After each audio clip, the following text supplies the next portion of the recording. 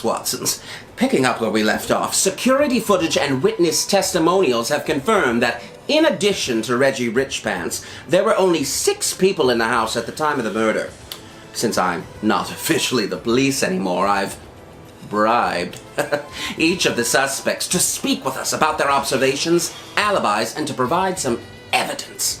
I've also asked them to provide details about what they did during the hours preceding the fatal magic show. Caution, the suspects should generally tell the truth, but the murderer may lie. Today, we meet the first of our 6 suspects, Judith Post, better known as Judging Judy. She's a wildly successful manners columnist. She's made a name for herself by sharing some very judgy opinions of celebrities, politicians, and everyday strangers alike. After you review her statement, head over to richpantsmansion.com to review a piece of evidence that Judith found. Hello there! I'm Judith Post, though you probably know me better as Judging Judy. Pleasure! So, no use in small talk. Idle hands are the devil's workshop. We're here to discuss poor Reginald's murder. Oh, my. Getting beheaded in front of your guests. Now, that truly is the height of rudeness. But everyone knows that karma is real. Perhaps dear Reggie had it coming. I digress. Let's start from the beginning of our relationship, shall we? I met Reggie and his business partner, Professor Ebsen Mind, at a technology conference at which I spoke about manners and tech, how to be a polite dweeb. After the show, the professor was rattling on about some new face disguising technology. Very rude. He really will talk about it to anyone that will listen. So, I started to speak with Reggie out of sheer boredom. We became fast friends. Jumping to the present. On the morning of Reginald's passing, it was a sunny Saturday, and I believe I was the first guest to awaken. Early bird catches the worm, you know. Between you and me, I thought it was in very poor taste that the maid, Betty Bitters, wasn't up before me.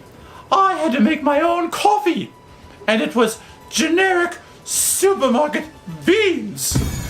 Certainly not a nice cup of Folgers, or even a Maxwell House. Can you imagine? Oh, I tried to drink my generic coffee that I had to brew myself in the lounge, but it was locked. Apparently Abe's magic equipment was already in there for the afternoon's performance. So, I went to the library and read a book until the magic show. I really didn't go anywhere else. I did hear some rumbling from the study at one point, though. Some uncouth swine shouting obscenities. I prefer to leave the pigs in the trough, so I ignored it. I honestly don't know who could have tampered with the guillotine. It certainly couldn't have been me. I just could never. A machine that decapitates people? Dreadful! I would suggest speaking with the great Abracadabra. This was his magic shoe. Are we really to think that this professional, world-famous magician didn't notice the trick blade was replaced with a real one? I was born at night, but not last night. You know, I'm not one to gossip. It's very rude. But there have been stirrings that Abe was an out-of-control gambler. The man had a P.O. box at Caesar's Palace. I'm honestly surprised his big trick wasn't pulling an IOU out of his hat. And we all know Reginald had an inclination to help friends in need. With a price. Someone in serious debt accidentally beheading his rich friend to which he may have been indebted? Strange, isn't it? And definitely rude.